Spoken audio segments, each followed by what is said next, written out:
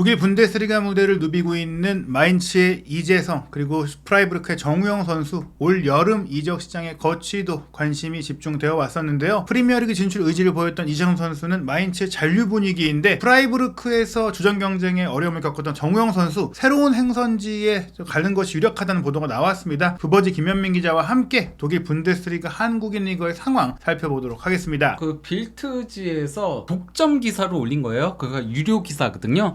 그러니까 유료 기사 같은 경우는 상당히 공신력이 높다라고 할 수 있겠는데 제목 자체가 놀라운 일. 마인츠 스타가 계약 연장을 앞두고 있다입니다. 예, 사실 놀라운 일이라는 것은 좀 재계약을 안 할 수도 있었다. 약간 이런 뉘앙스인가요? 예전에 블로그에 남겼던 글 때문에 이제 이렇게 나온 거긴 한데, 근데 제가 그 전에도 얘기 드렸잖아요. 그러니까 이재성 선수가 마인츠와의 재계약까지도 고려하고 있다라는 식으로 얘기를 드렸었는데, 예, 일단 뭐 그래도 본문 내용이 어떤 거냐면요. 팬들은 이제 이재성과 함께 살 것이다. 이게 그러니까 LEEBEN, 이게 LEBEN 레벤이 원래 살다는 거거든요. 그러니까 이재성 플러스 레벤, 이거를 조금 합친 그 약간 조금 언어 유희라고 할 수 있는 거예요. 특히 유독 이제 빌트가 이재성 선수의 성실해 갖고 언어 유희를 많이 하는 것 같네요. 예전에도 그가 리블링이라고 해가지고 이재성의 이름과 사랑스러운을 합쳤잖아요. 예, 그래서 이렇게 한 건데 그 빌트지 정보에 따르면 이재성은 마인츠와 계약 연장을 앞두고 있다. 그러면서 이제 뭐 절대적인 사랑을 받고 있는데 2024년 계약 만료를 앞두고 있는데 마인츠 보드진들로부터 계약 연장을 제안받았다. 그리고 이재성이 이를 받아들일 가능성이 매우 높다라고 한 겁니다. 그러면서 계약 기간이 2026년까지 2년 더 연장이 될 거라고 하고요. 아직 뭐 새 계약을 맺진 않았지만 이제 훈련을 위해 7월 2일에 마인츠로 돌아오면 그때 이제 연장 계약이 발생할 것이다라고 빌트지에서 이제 보도를 한 건데요. 예, 사실 이제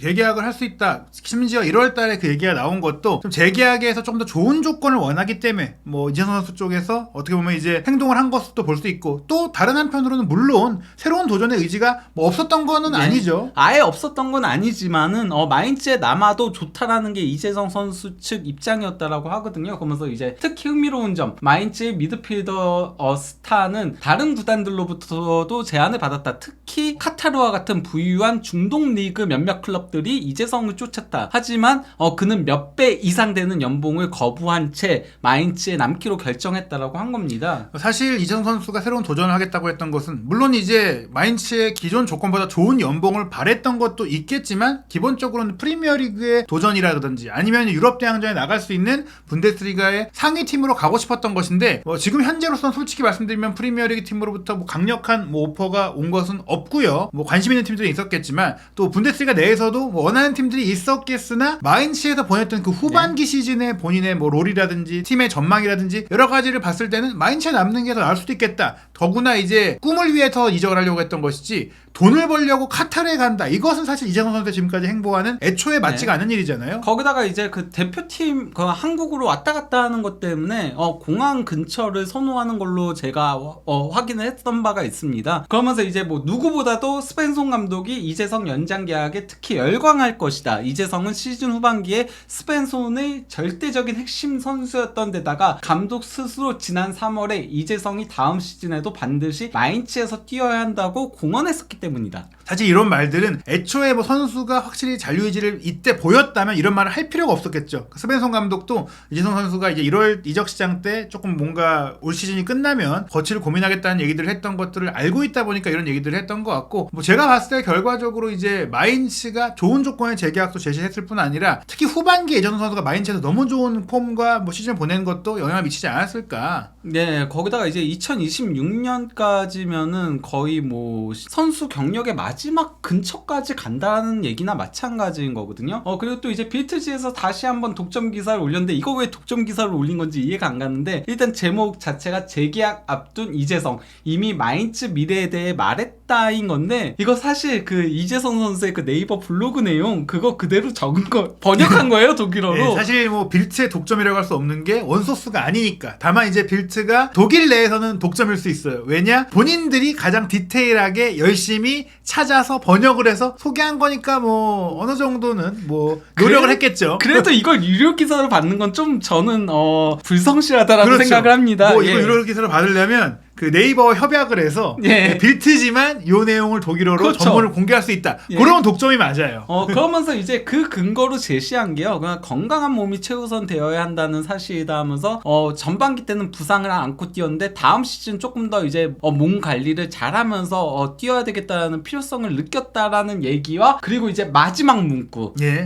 도르트문트는 우리 마인츠의 열성을 다시 깨웠고 마인츠는 도르트문트의 쉽지 않은 우승의 문턱을 실감케 했다 하면서 새로운 마음가짐으로 새 시즌을 준비한다. 마인츠의 유럽 대항전을 위한 도르트문트의 우승을 위한 새로운 여정은 이미 시작됐다라고 하면서 이게 바로 마인츠 잔류의 암시를 남긴 것이다. 이렇게 본 건데 이거 약간 조금 해석이 과장된 게 아닌가 싶은 생각은 들긴 합니다. 하지만 또 이재성 선수가 엘살바도르와의 경기를 앞두고 취재 기자들과 기자회견성의 이야기를 했는데 그때도 뭐 확정하게 말하진 않았지만 마인츠의 재계약 가능성이 높다라는 뉘앙스의 그 네. 얘기를 했기 때문에 현재로서는 이제 마인츠 잔류가 아주 유력한 상황이라고 할 수 있겠습니다. 네, 그리고 이제 이거는 오늘자 키커즈에 올라온 내용인 건데요. 마인츠가 이재성을 장기간 잡고 싶어 한다라고 제목이 올라온 거고요. 내용은 이제 이재성과 마인츠의 계약은 2024년 여름까지지만 마인츠 보드진들은 가능한 오래 데리고 있길 희망하고 있다 하면서 이재성은 우리에게 매우 중요한 선수이고 2024년 이후에도 우리와 함께 한다면 정말 행복할 것이다 라고 마인츠 단장 하이델이 말했다.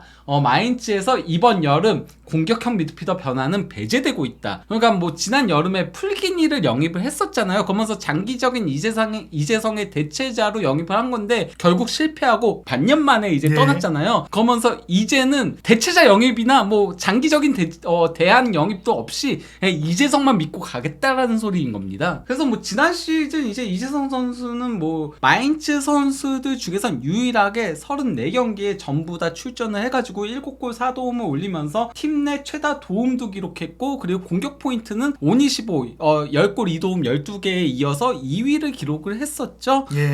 골도 7골로 최다 골 2위였고요. 팀 내에서는. 사실 전반기 때 이제 부상을 달고 있었던 부분들이 아니었다면 특히 예. 후반기 폼이 유지가 됐다면 시즌 내내 이어졌다면 개인적으로 이제 이재성 선수가 당연히 최다 공격 포인트 선수가 되지 않았을까. 네, 그리고 이제 저기 교체 출전이 10경기인 건데 저것도 더 선발 출전이 많았겠죠. 거의 뭐 가능하다면 34경기 한국 대표팀 갔다 오면은 그땐 교체 출전하니까 한 뭐 30경기 정도는 선발 출전했을 거고 그러면 출전 시간도 2000분을 훨씬 넘겼겠죠. 예, 그렇기 때문에 2023-2024 시즌에도 더 좋은 활약이 기대되는 이재성 선수라고 할 수 있겠고요. 물론 아직 오피셜이 뜬 건 아니기 때문에 이재성 선수의 그 다음 시즌 행선지에 대해서 확언을 저희가 드릴 수는 없지만 네. 현재로서는 마인츠와의 동행, 마인츠와 함께 다시 유럽 대항전 진출에 도전하는 시즌이 되지 않을까 싶고요. 또한 이제 정우영 선수의 거취에 대해서도 이미 저희가 슈투트가르트 이적설에 대해 소개를 해드린 바가 있는데 지금은 이게 좀 더 진전됐더라고요. 예, 일단 그 키커즈에서 도안리츠가 숱한 이적설에도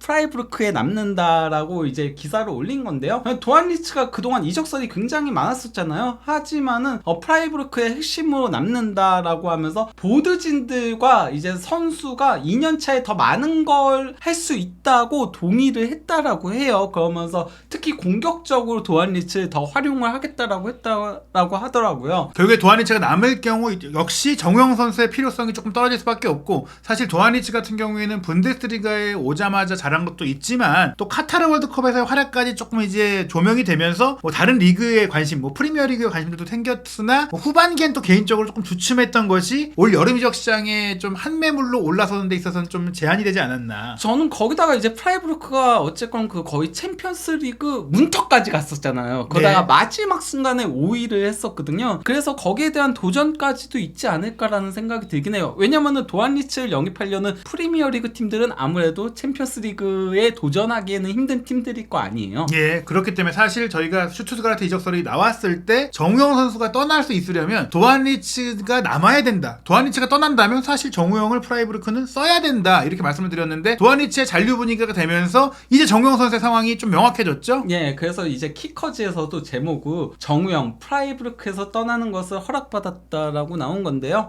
그러면서 이제 본문 내용이 프라이부르크가 적절한 대체 선수를 찾는다면 정우영은 프라이부르크를 떠날 수 있을 것이다. 정우영은 슈투트가르트에 관심을 받고 있다. 헤네스는 과거 정우영의 감독이었다. 이런 내용이 나온 건데요. 예, 바로 헤네스, 제바스티안 헤네스죠. 슈투트가르트의 감독인데 말씀드린 대로 도하니치가 떠나는 상황이 될 경우에는 사실 정우영 선수를 백업으로라도 남겨놔야 되고 오히려 이 주전급 선수를 또 찾아야 되는 더 어려운 미션이었다면 도하니치가 남는 상황에서 정우영이 나갈 경우엔 또 도하니치의 백업 자원을 찾아야 되는 일이니까 조금 더 수월한 상황이 될 수 있어서 예. 정우영 선수의 이적을 허락할 수 있다는 얘기입니다. 예, 이러한 가운데 방금 올라온 따끈따끈한 소식이죠.